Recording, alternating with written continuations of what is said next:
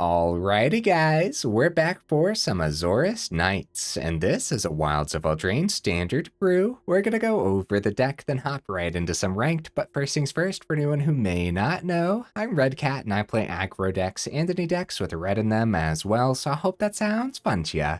Also, we do get that Discord link as well as that Patreon link down in the description if you're interested in joining either of those up. Okay, what do we got packed into the build here? A whole bunch of new knights to go over. Of course, Werefox Bodyguard had to make the cut. It's a 3-mana, 2/2 Elf Fox Knight. Beautiful. It has Flash, and when it ETBs, exile up to one other target non-Fox creature until Werefox Bodyguard leaves the battlefield. And then for 2-mana, sacrifice Werefox Bodyguard. You gain 2 life. Cool card, guys. Really cool card. Tenacious Tomeseeker here is a 3-mana, 3/2 human knight. Rockin' bargain, so you may sacrifice an artifact, enchantment, or token as you cast this. So whenever it enters the battlefield, if it was bargained, return target instant or sorcery card from your graveyard to your hand. I'm interested to see how often that actually comes into play. Other than that, realistically, this is just in here because it's another knight that could potentially get us some extra value.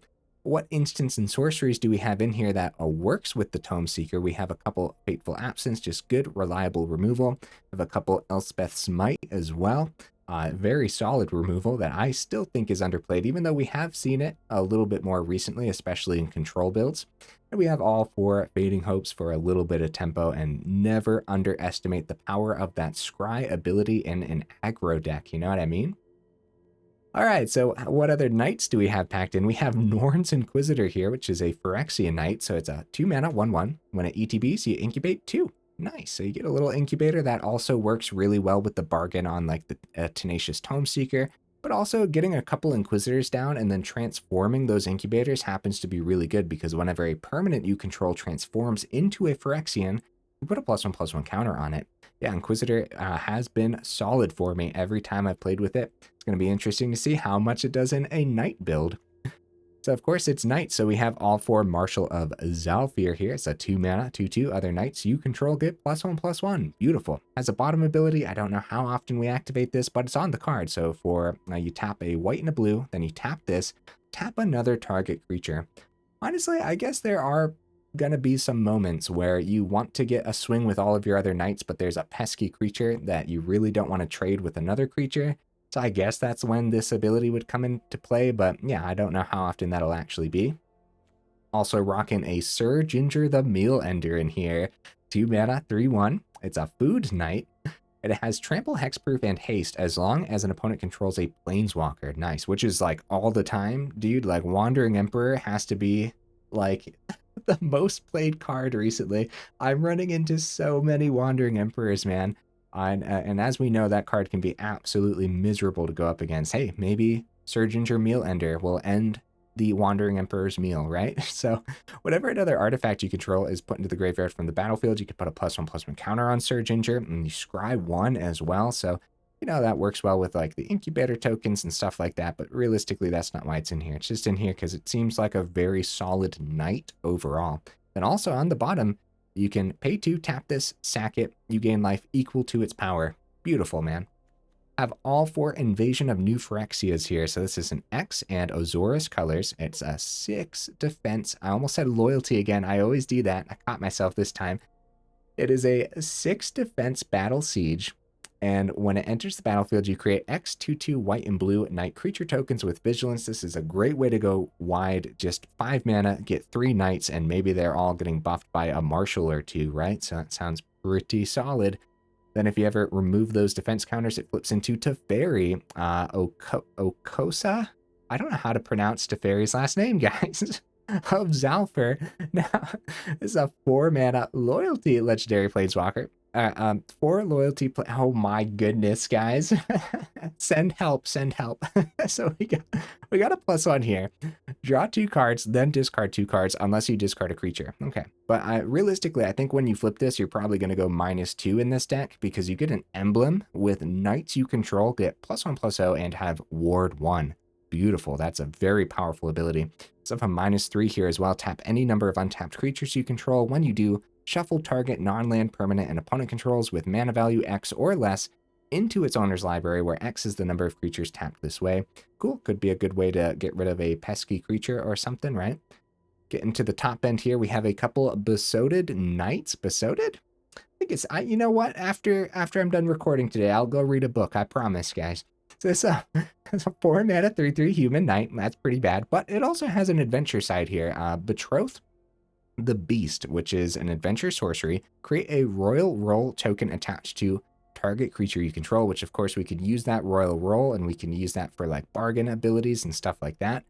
And then whenever you do that sorcery side, at the very least, you'll be able to cast out that knight later on too. So I actually really like this card, even if it is a little bit janky. Now the royal roll is of course an aura. Enchanted creature gets +1/+1 and has ward 1 as well. And that ward 1 can go a long way too. Like slapping a ward 1 onto a marshal sounds really good, huh?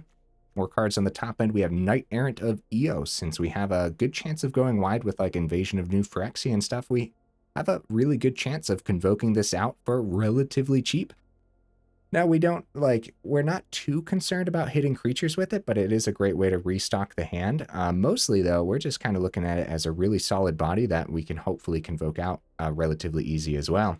Virtue of Loyalty, all 4 of them. It is a 5 mana enchantment. At the beginning of your end step, you put a +1/+1 counter on each creature you control. Untap those creatures.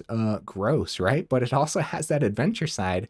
Ardenvale of Fealty is a 2 mana instant speed. Create a 2/2 white knight creature token with vigilance. At instant speed, that is beautiful, dude. So you can do things like hold open your removal while holding open the Ardenvale Fealty.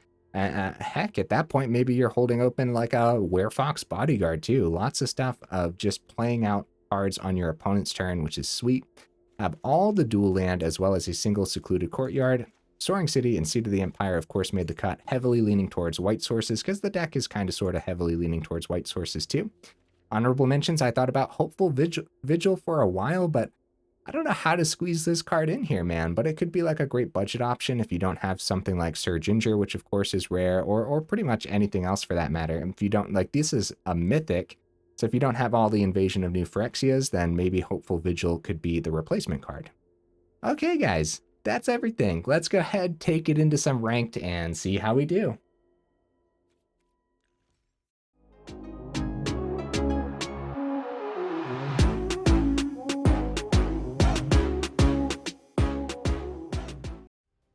All right, guys, we'll see if we can get right into that first match here. But in the meantime, what am I expecting from the build? Oh, there we go. We found an opponent. All right, what am I expecting? Oh, boy. Oh, boy. Okay, I'm afraid to say it, but I'm expecting a lot. I think it's going to be decent, man. I think it's going to be a pretty solid aggro deck, but we'll see. There's our one of Courtyard. Hopefully we find another white source at some point for that invasion, but we should be fine. Yeah. We won't have a white source for the Betroth the Beast either. So this is like, the Courtyard's pretty bad at the beginning here, huh? I say we keep this, though. I don't think this is a mulligan hand. It might be, but starting off with the Play with Fire on their turn. Marshal, okay. I guess Courtyard Call Knight is totally fine. Probably start with Inquisitor. That way we can play the Marshal down as a little bit of a surprise. Oh, there we go. We found a white source. That's very good news.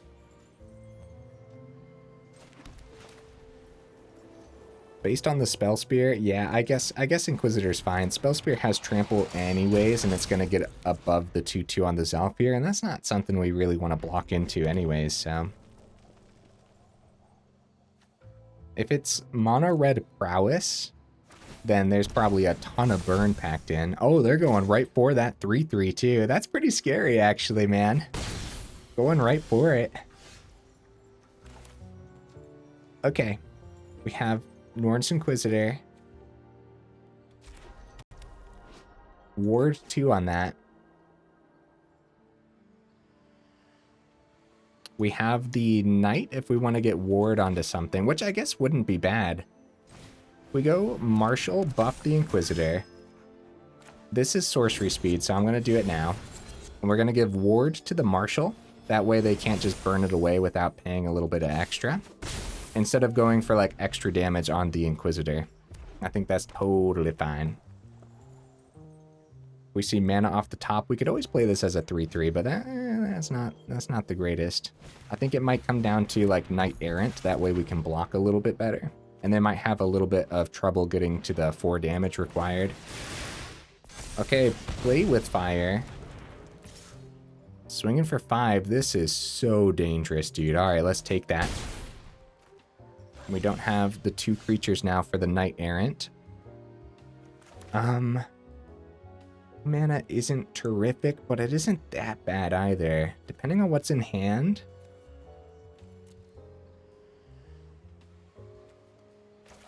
I think it might be dangerous to swing regardless, but I'll tell you what. This isn't bad. Couple 4/4s, and do we keep them both back as blockers? Probably, unfortunately, and one of them's probably going to die at the very least. Then both might die? We could just straight up die next turn because of all this trampled out. You know what? I'm going for it. Let's do this. All right, down to 12. Okay. Urabrask. All right. That's what I'm talking about, dude. Oh, no swings from the opponent. That is so huge for us, dude. Now Urabrask can really help them pop off next turn. So how do we want to do this? No mana, but Virtue of Loyalty is not bad.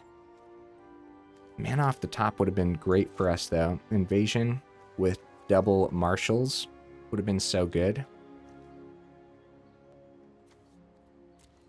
I apologize, opponent. I am thinking, buddy. While we don't have too many options, I don't think it's Knight Arrows because we don't want to tap these because we're going to be in big trouble next turn. Don't forget the first strike on this.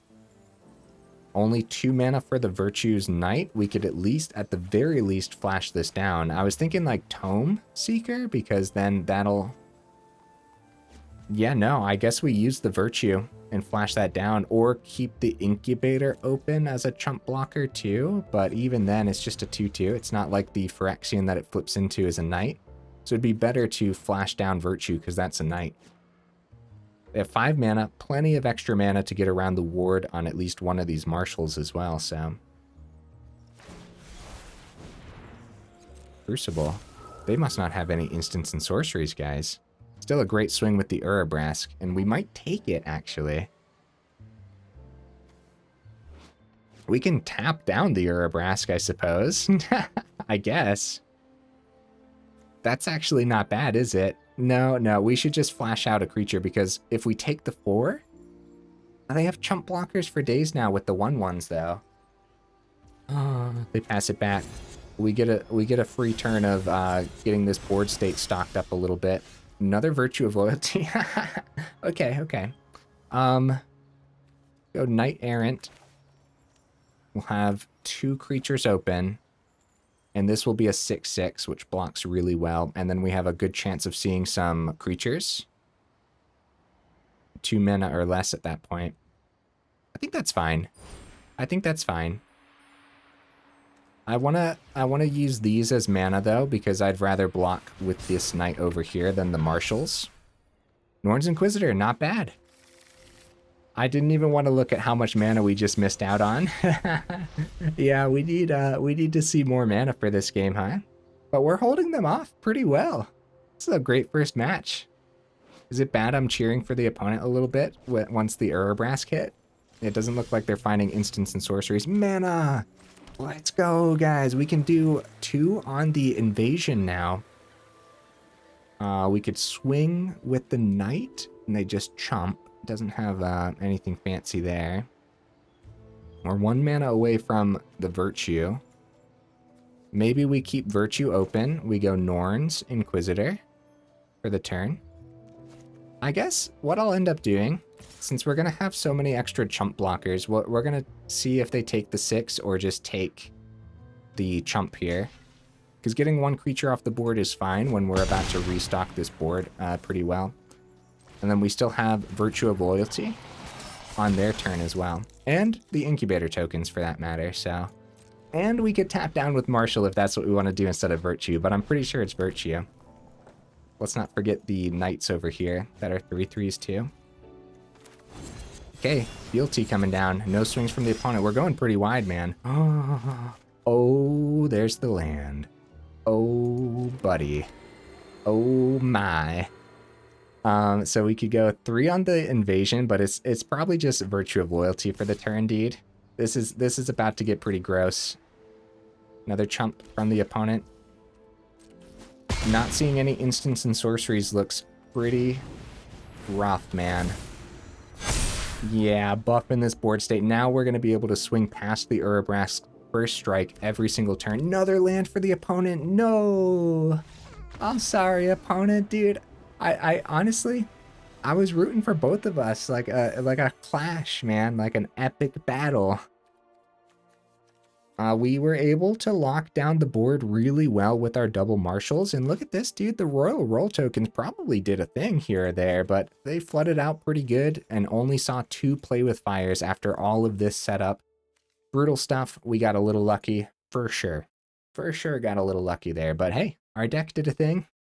Well, hold on. We also got a little unlucky not seeing land for so many turns in a row too, right? How many turns were we looking for the 4th? I don't know. I'd have to go back and watch and count it up. But it felt like a while, didn't it?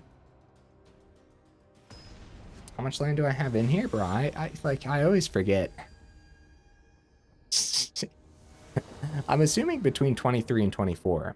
And I can imagine, you know, the past version of me putting 24 in based on that top end being relatively expensive, but at the same time, you might be able to get away with 23 in here. So maybe I do have 23. I don't know. I'll have to check when we go to the deck again here. Okay, Fading Hope open. Yeah, Tomeseeker didn't do anything in that last game. But we don't have too many instants and sorceries, and so that comes down to how often do we actually just play it out as a creature without worrying about the bargain and stuff. Second Norn's Inquisitor is really good here, guys. Festival Crasher. Nice. That's kind of awesome. Well, we can't swing into it. I say we just keep that Fading Hope open and see if they attach anything to the Crasher, you know what I mean? Now that we have 2 Norn's Inquisitors down, we're going to power up both of these Incubators next turn. Hopefully we can have these survive too. Maybe we'll protect one. Fading Hope one back to our hand, play it out again, get another Incubator token. Bring Fading Hope back with the Tomeseeker by getting rid of an Incubator. Oh, Spell Spear. Huh, interesting. So we're seeing another one of these decks then. I thought Festival Crasher, well, I guess that makes sense, yeah. Go for the swing. Okay. No blocks. Is that going to be anything? Monstrous Rage? No? No Monstrous Rage? Alright. I'm going to activate this. Sure, it's 1 less damage, but realistically, I want that Scry. Land! 3, 4. 4 is fine for now. I don't need that land. Yeah, 4 is fine for a while, dude, so. Knight-Errant. Beautiful. That's pretty good. You know what? We power up, tap down our creatures, and get that Knight-Errant of Eos down. Whoop, whoop. Yep, that goes up to a 4/4. Oh. Before it gets the extra buff, they go for the Play with Fire. Okay, well that's something that's not hitting our face and not buffing the Spell Spear. Also, yeah, that Festival Crasher doesn't have haste for next turn, so... Now that they're tapped out, we're going to activate this to make sure the Inquisitor counters go onto it. We could also have waited till next turn, but we can outpace them, guys. We're going. We are going. I think we can totally outpace this.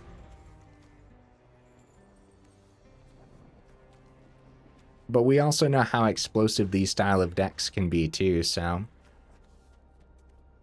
Yeah, Tomeseeker, we probably don't want to ditch our 4/4 just for a Fading Hope, so these are probably just going to come down as creatures again. We could go Tomeseeker, tap everything down for Knight-Errant. That'll be 4 creatures tapped down, so... There's their Festival Crasher. Yep, we'll just go ahead and take that 6. And hey, maybe we die next turn from all this, huh? that would be interesting. We're not going to bargain it. And then we tap down all 4 of our creatures. Yeah, we're trying to go wide here, and we're going to try to find the Marshal. That's pretty bad. Not restocking our hand there. So we look at the top 6. You may reveal 2 creature cards with mana value X or less from among them, where X is the number of creatures convoked. So that would have been 4. So our Knight-Errant probably dies, but blocking, they could probably give like Crasher trample anyways with a Monstrous Rage. So I'd rather like them Monstrous Rage the Spell Spear, because it already has trample. They have another Crasher, but 4 mana open, so it's got to be something, right? Some kind of combat trick. Yeah, Monstrous Rage. So if we would have went onto the Crasher, it would have gained the trample anyways. Down to 9. Wow, it actually traded out too. Another Crasher. Tap land.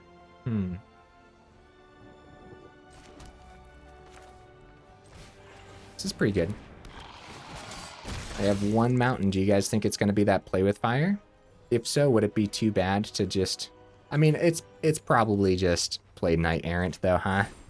Try to restock our hand. Over the Incubator. Wow, okay. Surge Injure. I mean, at least we're grabbing at least 1 card, right? We're at 9. We lose a creature.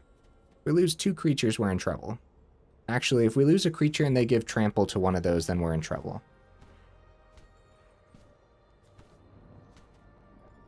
All right, we're gonna play the long game because we're pretty stocked up on this board right now. All we need to do is buff it, which is Mark. Nice. Yeah, we might need to double block, which is why no swing last turn. Still have 4 here.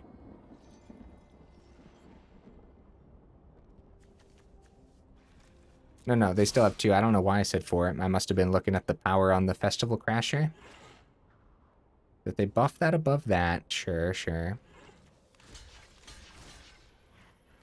They give trample to either of the... If they give trample to both of these, then we're in some serious trouble, right? Because we'll lose both creatures. Well, the Festival Crasher gets +2/+0.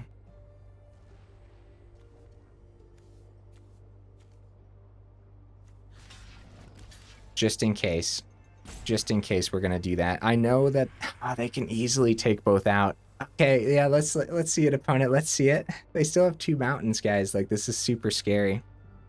Monstrous Rage making the Crasher particularly scary, right? Yeah, Monstrous Rage. Okay, only 1 has trample. Okay, 1's gone. We're down to 5. Both of the Crashers are gone. We lose 1 for the Wicked, right? Ooh, Werefox Bodyguard is a terrific draw, dude. Very nice, very nice. So we're gonna play Surge Injure. Actually, we're gonna attack this turn now that we have the Werefox. It's gonna look something like this. Probably keep some chump blockers back just in case. I don't know what it could be, but yeah, Werefox Bodyguard was a terrific draw. 5th mana. Ren's Resolve, are they going to find a couple lightning strikes or something? Ooh, Spell Spear. They might want to go... Well, Nahiri's Warcrafting only lets them see that extra card for 1 turn, so maybe they'll save that for next turn. No, they're going to go Warcrafting. On to Surge Injure. We have 6 on the board. All right, it's power up the Incubator, because that's 5. That's 11 total. And with the Werefox Bodyguard chilling in hand here, I think we full swing, right? That's 10. We don't have the damage we need. I guess we'll keep a chump blocker just in case, since like it's going to be lethal presented next turn either way. And we still have that Werefox Bodyguard too. And we'll have the Bodyguard's bottom ability too if we need to gain 2 life for some reason. Which we might. Which is Mark. I think we're gonna get there, guys. Interesting seeing 2 decks in a row that's very similar like this. Spell Spear. Okay, it wasn't double Lightning Strike, which would have done us in even if we gained the life off of the Bodyguard. I guess we'll go Bodyguard now. Pick up that Spell Spear. GG, opponent. GG, buddy. Wow. Feel like things still could have lined up better for us, right? I think so. I think so. That was pretty scary, opponent. Festival Crasher is such a neat card. Can get, like, way overpowered really fast. Because instead of Prowess giving, like, +1/+1, Festival Crasher is just like, yeah, I'm going all into my attack, right? And so when you have cards like Monstrous Rage, giving Trample to Festival Crasher, like, that can be just extreme, huh? I bet they had some cards in there that gave Double Strike, too, or something. Pretty slow. We go first. I say we give it a shot. I wouldn't call this a mulligan, especially since we have a chance of seeing an untapped source off the top. Okay, we have Fading Hope and Elspeth Smite open, if they have haste for some reason. Oh, I see. They get the fast land. We got the slow land. Oh, there's some fast land, huh? Alright, we can keep Bodyguard open, but I don't know what that's going to do. I say we just let them play a counter and then have the Fading Hope and stuff open again. I don't know what Werefox Bodyguard's going to be. We're up against... We're seeing a lot of Azorius control recently, and I've been seeing a lot of different variations of that too, from Union of the Third Path to just way too many Planeswalkers and that kind of thing. So I think just playing into some counter spells here is totally fine, instead of keeping this open. Oh, Swamp too. Okay, Esper. Probably not Legends. Then. Alright. Norn's Inquisitor number 2. Hits the board. We have Fateful Absence and all of our other instants and sorceries open. But not the Bodyguard. Also, we could power up Incubator too, if we don't use any of these. Nothing from the opponent. Beautiful, dude. So it's probably spot removal, but they didn't want to take out the Inquisitor. Sunset Revelry. Okay. Probably power up that Incubator for the turn.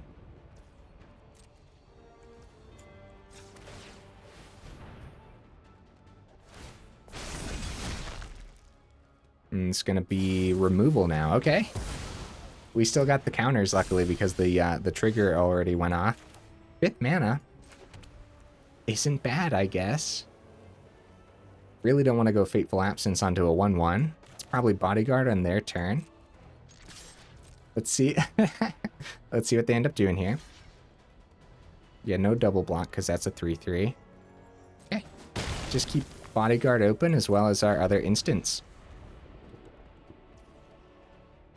It is relatively slow. Oh, they're going to save it. All right, let's attempt that Bodyguard. Again, playing around a Make Disappear with 2 open mana is pretty good. With 4 open, it could be an Elspeth. Not an Elspeth. Who am I? What's happening? Wandering Emperor. That's funny. Okay. Nothing else for the turn. More land. Yeah, this hand would have been much better against something aggressive, you know? Alright, let's get that swing, see if that Wandering Emperor comes down. Go for the throw. You know what? I am gonna just go ahead and sacrifice that, go up to 22. Because we have nothing else to do this turn, guys. Oh. Actually have to let this happen. Alright, 6 mana on the board. Hopefully we see a little bit more than what we're seeing here. Some of our adventures could be excellent. Could have Fading Hoped our own creature. I feel that sometimes, opponent. Surginger. See, if this was like a Wandering Emperor, that would be sick. Yeah, at this point, maybe we do go Fading Hope onto Surginger as protection, right? We'll get the Scry. Scry away the land that's just chilling on top. And then maybe Surginger will come down with haste. No? No Wandering Emperor. Oh, there it is. Okay. Well, that's a 3/3. They're going to go -2 here, right? Oh, this gains haste now. That's pretty cool. This also hits planeswalkers, but like, see, they're just going for the chump here. Actually, it didn't even land. Wait, when is this stuff happening, dude? What is even going on here? Also, this has hexproof now. Dude, Surge Injur's awesome. Yeah, we're gonna let them keep that Wandering Emperor for now because Surge Injur's like stacked. Get another creature. More stuff for us to target, right? I guess we'll go Fading Hope onto one of them. As much as I would like to use my other cards. Virtue of Loyalty. There we go. There we go. That's excellent, man. And we go Surge Injure to Wandering Emperor. So the block. Yeah, we keep everything else then. We keep everything else. Okay, Surge Injure's on a mission. Yeah, with the trample, it gets through pretty easily here. Void Rend. Well then. That trades, okay. Maybe we should take care. Maybe we should take care of that since this is going up to a 4-2. Elspeth Smite is probably the key. I'm gonna keep that on top, guys. Yeah, Elspeth Smite is probably a little better than the Fateful Absence here. Yeah, we don't want this to trade. It doesn't have like First Strike or anything. Wandering Emperor is gone, and we have Virtue open. We're not going to play that out because we need more creatures on the board. So we got to play the adventure side first. Get some maximum value out of it, you know? No! Surge Injure! Run! I'm not going to Fateful Absence my own thing just for the sake of a clue, although yes, I just considered that. Alright. They also have this Incubator too. Tomeseeker. It's just going to be Virtue while they're tapped out for sure. Because that is an excellent card to have on this board. At this point, like another Fading Hope. Well, no. This is a token anyways. Ashiok. Wow. This is a match, guys. Go for some 1/1s.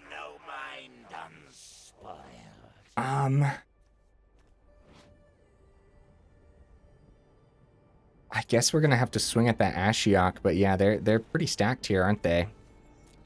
Don't have too much to get rid of. Tomeseeker is probably just gonna come down. So they block pretty effectively here with a chump. As much as I'd love to use Tomeseeker's Bargain, it's not worth it. We just need more creatures on this board though regardless. We still have Fateful Absence open. Do we actually hit this? I suppose we do. I suppose we do. Let's do the wave back to the opponent. It's a little scary not doing Fateful Absence on their turn, but if they go +1 and they get to find something off the top that they want to put into their hand, and then at the beginning of combat they get a counter on the Nightmare too, so Ashiok number 2. Okay, chump blockers for days, dude. How are we going to get around this? Tomeseeker. Huh. More creatures is good. I don't think they end up triple blocking here. I think they just chump twice. Forced to swing at that Ashiok for now, guys. Chump twice. What do you guys think? Board wipe? You guys think there's going to be a board wipe next turn? I say we risk it. We're in trouble, dude. We can't let these control decks get too late into the game. With Ashiok on the board, they could try to find one too. They can power up this Incubator. The chump blocks have been horrible this game, and the chump blocks off the Revelry too. Staff of Completion. Oh, dude, we're in trouble. We're in so much trouble. This combos really well with Ashiok. Instead of paying the 4, they just go ahead and exile. This is going to get 1 counter, right? Yeah, if a card was put into exile this turn, put a +1/+1 counter on creature. The end. Okay, they're going to go for the exile right now. That player shuffles, then draws a card. Oh, they took out all the other Tomeseekers from the deck. Oh no, land. No. Oh, they're tapped out. We could take out that Ashiok this turn. We got a double swing because they chump one. Well, now they don't have to chump one because it dies regardless, but yeah. That's, like, if we swung with one, then, yeah, you guys know. You guys know. Just gonna keep... Actually, I'm gonna play it. We don't know if Liliana's in this build. And I guess having that extra mana down's good if we end up seeing our Battle Siege. Should be a really good draw. We kind of fizzled out over here a little bit. So we could consider some cards that could help us draw more. You guys got any ideas for this one? Power that up. More chump blockers. They still have 5 mana available. Wow. Look at that. We ended up drawing it. Very nice. We could play it and then full swing at it. But the opponent's at 8. 1, 2, 3, 4. I think we save it. I think we save it for if they wipe this board, right? No, probably not. Well, I don't know. I don't know, guys. Like, we could risk it. We could play it this turn, and then they all get buffed by Virtue, which is just disgusting. But, like, if they drop Sunfall next turn and we don't have the invasion, it's just, we're dead, you know? Other than that, it's not like... Yeah, we still have lethal damage on board, so they're still going to need something fancy. Nothing this turn from the opponent. It passes back. They have 5 cards in hand, guys. I think it was worth keeping Invasion in hand. Now I'm kind of wishing I kept that Deserted Beach too in case it was Liliana. Well, this feels like something. They dropped the GGs. There's no way. Wandering Emperor. They go back up to 10. They could chump. They could chump, but then Werefox Bodyguard. Okay, yeah, they want to exile. And at that point, we hit for 7, down to 3. We just keep Werefox Bodyguard open. It's the same concept, guys. We're waiting for them to, like, remove our board state completely before going wide with Invasion. Right? I think that's fine. They could go -1, and then we could pick that up with the Bodyguard, too. They actually go plus here to not lose the Wandering Emperor. Sunfall, yep. Makes sense to me. They now have a 1/1 that they can power up. We flash down Bodyguard and swing at that Wandering Emperor since they're at 3. I guess they chump with the Incubator. This is a mess, guys. They have so many chump blockers. We need trample in this deck, huh? Marshal. Nice. Good draw. Same thing, dude. We just keep the invasion back because we have to anticipate even more board wipes. But we don't swing face because we know they're powering this up. So we swing here, they power up, they protect the Emperor. And if we swing face, they're forced to chump. But if we swing Emperor, they maybe use something else to protect Emperor, or let Emperor die and then play like something else for the turn, right? So I think swinging Emperor there was totally fine. You guys will have to let me know if you like that I'm keeping the Invasion of Phyrexia out, or if you guys think I should just have been playing it this whole time. I mean, we would have ran right into that second Sunfall, so... Still have 4 cards in hand. Could tap the chump blocker down. I guess this is the turn where we attempt face. Wandering Emperor number 2. Number 3? I don't know. I don't know how many Wandering Emperors have been played already. This is number 3, actually. Okay. Targeting the Marshal would be good. Because targeting the Bodyguard, we could sacrifice it. And then they can take the 3 or chump. They're going to be chumping here. Alright guys, I'm terrified to play this invasion, but I think it's time. X is 7. Let's do this. I should have kept 2 open for a Make Disappear. Oh, it was a negate anyways. Okay. Well, we tried. Can this Bodyguard get there? These control decks are so brutal. They're going back up to 9. Oh no. Oh no. They have Staff of Completion abilities open now too. Okay. Bodyguard to Emperor. Chump with the 1/1. Unless they have something else in hand, which is completely possible, dude. Okay. Inquisitor. And we power it up on this turn to get counters on everything.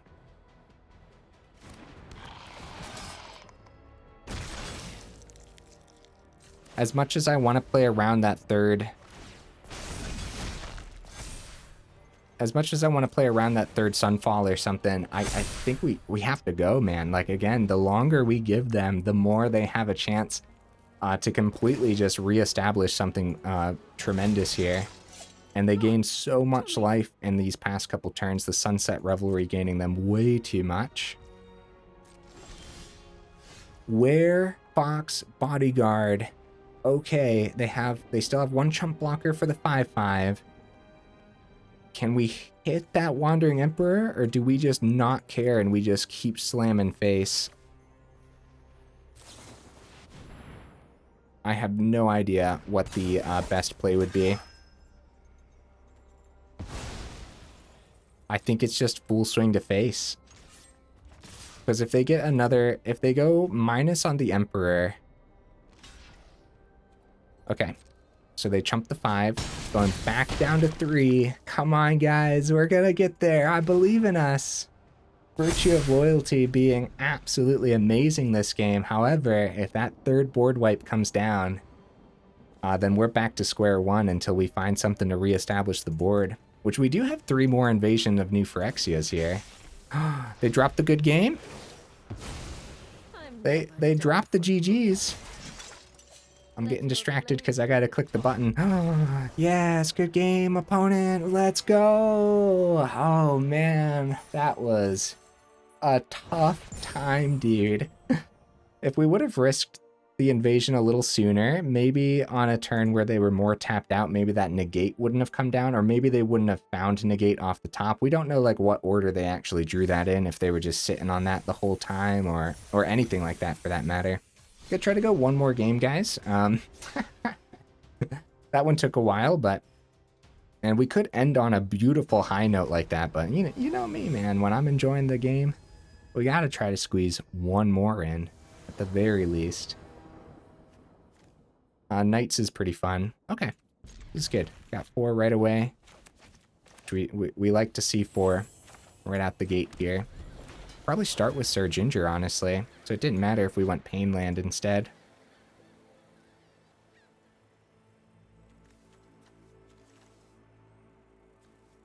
Opponent. What you bringing to the table, buddy? Jetmir's Garden. Okay. Whenever we see that, it's usually 5 color, but we'll see. We'll see. It might be something fancy. We don't see too much Naya. Next turn is Marshal with Fading Hope open. We could also keep both Virtue and Fading Hope open, go Virtue on their turn, and then play Marshal as a surprise on the next turn, buff a wider Knight board state for a bigger attack. Surge Injure not making it out of the turn. Seachrome, okay. Get that down now. Okay. No point in playing Marshal then. There's no extra damage for the turn. Yes, this is looking like it's going to be 5 color, which is super scary, dude. Oh yeah, there's the Spar's headquarters. The adventure side of Virtue is sorcery speed, so that's not what they'll be keeping open here. Oh, it's going to be Herd Migration on their turn, actually. Nice. So now we don't got to worry too much about them playing something out. Although the life gain is rough. Okay. Ardenvale Fealty. Nothing to Fading Hope. Passing it back. Werefox Bodyguard's pretty good. Have the 5th mana next turn for the Virtue.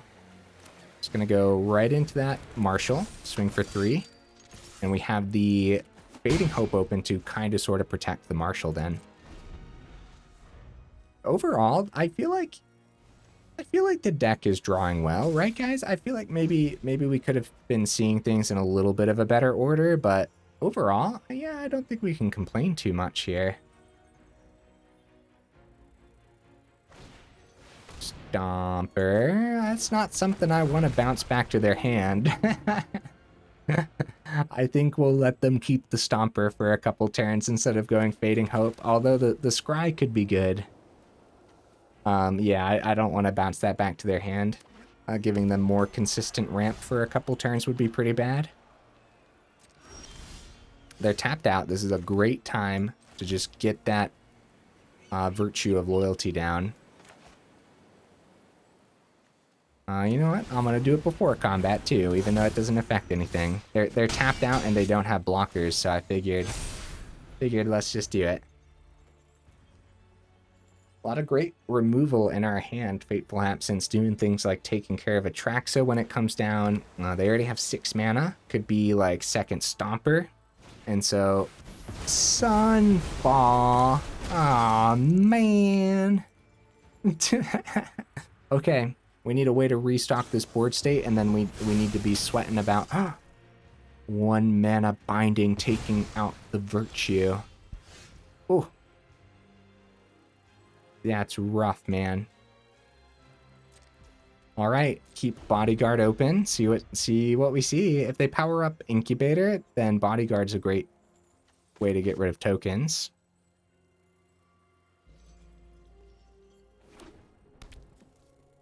Mirrex, Atraxa. Okay.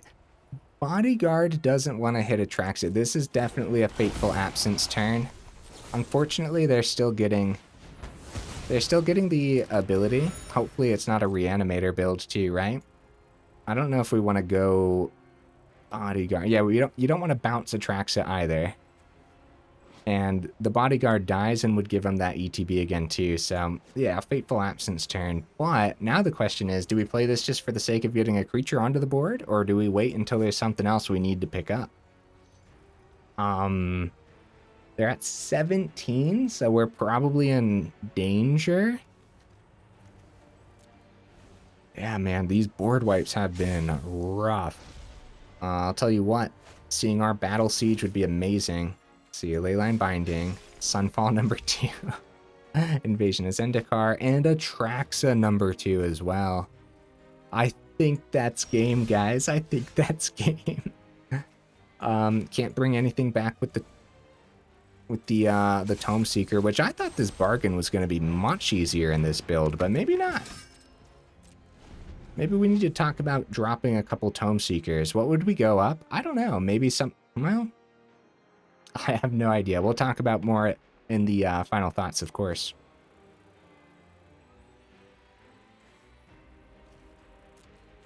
And mainly in here because he's a knight that has a potential to give us more value, but then that potential seems incredibly low, right? A very low percentage, at least in these games. Maybe more testing's required.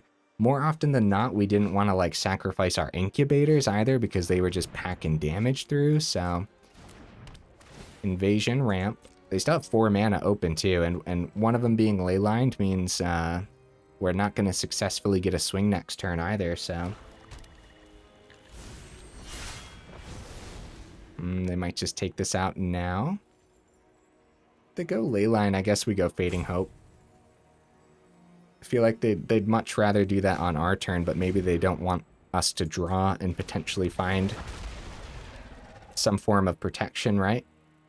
No, we could do, if we go down a couple Tomeseekers. Well, no, that doesn't make sense then, because we'd want the Tomeseekers. Well, maybe not. Maybe, yeah. Okay, maybe I talked myself into it. If we drop a couple Tomeseekers, maybe like going up a couple Make Disappears wouldn't be bad in this deck. Because if we had... There you go, buddy. Get some more ramp next turn. If we had a way to counter that Atraxa, that would have been a different ball game, dude. If that Fateful Absence was a counterspell instead. Okay, I don't want to see the other Tomeseeker right now. They still have 1 open for that Leyland Binding, by the way. Okay, passes back to my turn. Fading Hope number 3. Okay, let's go for that swing. They don't have 2 open for the Incubator, so it would be Leyline if they want to slow us down for the turn. At that point, you know what? Let's do the Fading Hope, get a Scry, huh? Like, we're in some serious trouble. Oh, Knight-Errant could be a way to restock our hand. Okay, I'll keep that on top. That's totally fine. Don't have anything to bargain again. Get that down. Fading Hope open. Sunfall, Atraxa. It's probably Atraxa number 2 for the turn, right? Virtue of Persistence. Okay, going for the super long game. Oh, they do have an Atraxa in their grave too, so that makes sense. Since we were actually able to kill that on time. Oh boy. Knight-Errant isn't gonna do too much. They play that Stomper back down. We don't go Fading Hope again because the main reason to do that last time was to attempt the swing if they didn't want to leyline that. And to get the Scry, but this turn we know it's on top. So only getting one of those things isn't worth the Fading Hope's time. Bodyguard, 1, 2, 3, 4. Yeah, okay. Knight-Errant for 1. Let's do this. We have Fading Hope open. Oh no, we miss. Wait, we don't have any 1-mana creatures in here. What was I thinking? Really funny. Yeah, no, if you want to hit with Knight-Errant in this deck, it has to at least be 2. No 1-mana creatures. Oops. Oopsie daisy. Well, getting a 4/4 down is still pretty sick, huh? Okay, they restock their hand. We are 51 minutes in, guys. I wonder if we should just drop the concede so we have an extra moment to talk about the build. We probably should, but I want to go one more draw, so a great time to mention the chapters down at the bottom of the video and also timestamps in the description if you want to go ahead and just fast forward to the final thoughts, which I always think are very important and a lot of the times can significantly change up the build. As far as this build goes, I think we're really just looking at that Tomeseeker being a little bit too slow and not doing as much as I thought it would be, so... Up the Beanstalk. I have yet to play with Up the Beanstalk. I don't think I put this in any of my builds yet. I really should. I really should think about it. Go for the throw. No, that's my Knight-Errant of Eos. They also have Archangel. Yeah, we're just going to go one more draw, guys. We're going to go one more draw. I have no idea how we could ever come back from this. They've completely outvalued us. Briefcase. Nice. Nice addition, opponent. We don't get to see Briefcase too often in these 5-color builds, I would say, but it's a great way to restock your hand and everything if Atraxa's not landing. Yeah, Briefcase is a solid one. Is the opponent gonna swing? I want to see the top card of my deck, opponent. It's right there. I'll just flip it over real quick, okay? That's like the biggest thing they need to add for me, man. They need to add that to the game where you can after you concede or something, you can look at the order of your deck. I just really want to see that top card. So it's gonna be Archangel for the turn. They're gonna swing with that Stomper. They're gonna swing with that Incubator too. 7 damage. And then they have lethal next turn. Oh, okay, we'll let them swing in then. Wait, what's this? Oh, okay, okay. Hey, I guess go big or go home at this point. And we'll top deck our board wipe, right? We totally have like 3 Sunfalls in here, so right guys? Well, Werefox Bodyguard does pick up the Atraxa, but we're trying to let them play this out. Norn's Inquisitor. Cool. Honestly, it's not even a bad draw overall. But if it takes any longer, I am gonna drop the concede here. Yeah, we probably should, guys. We're about 54 minutes in. Good game, opponent. It seems to be playing out a little bit too slow at the end for my liking, right? Although usually we like to let the opponents completely play it out, but sometimes it does take a little bit too long, right? Dex. Knights. All right. Here's the deck list, guys. It did pretty decent today, didn't it? First of all, really like the Besotted this guy. However we pronounce that first part. I've never seen that word a day in my life, I swear. 4 beta 3/3, bleh. But that adventure side, actually going on to something like Marshal was really sweet, dude. That extra award, nice. And then being able to just play it down later on in the game too, awesome. I like it. Wouldn't go up any, wouldn't go down any. I think 2 is about where you want it. Knight-Errant, it's a little silly. Like being a knight that can find us more of our 3-drops, find us more of our 2-drops is pretty good. But we missed on it often, and when we weren't missing, we were only finding 1 card often. And that's because, like, Virtue isn't a creature. The Knight is 4, so, like, you'd have to tap down 4 creatures to find the Besotted Knight here. We have 3. In our 3-drop spot, we have 8 creatures, and in our 2-drop spot, we have 8 creatures. No, 9 creatures. I guess that is a pretty good chance, but more often than not, you'll need to be tapping 2 to 3 to actually see something, and 3 would be the sweet spot to make sure that you try your best to hit 2 off the top 6. All that being said, I still think it's worth the 2, but if you don't have them, it's totally fine. Go up a budget option instead or something, right? I don't think it would make or break the deck, but I still think it's a solid one because, yeah, getting a potentially really cheap Knight-Errant down is pretty good. Being a 4/4 that's getting buffed by the Marshals and everything is solid. I like the tempo side of this with the Fading Hopes, the Elspeths, and the Fateful Absence. I'd keep those and just drop down to like 2 Tomeseekers. It was pretty slow. And again, what would we go up then? I have no idea. Something to pick up the speed of the deck, or you know what? Draw.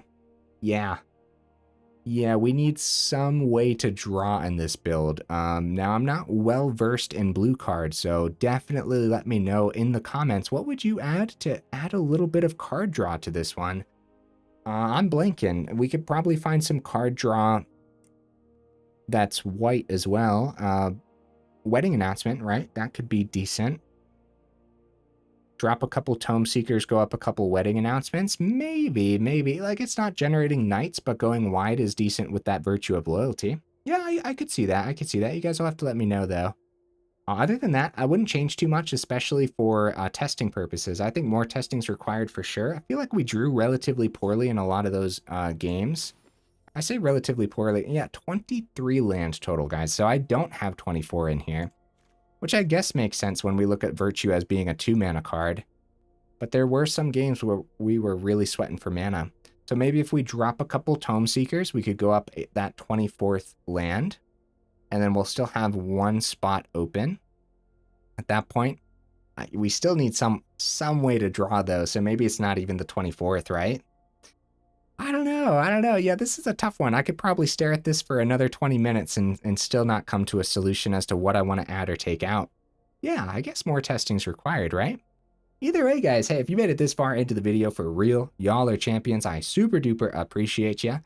Definitely let me know because, yeah, we'll definitely revisit Knights at some point in the future. And when we revisit it, I always do my dandiest to remember the suggestions you guys give me, so... Alright guys, hey, I will see you in the next video.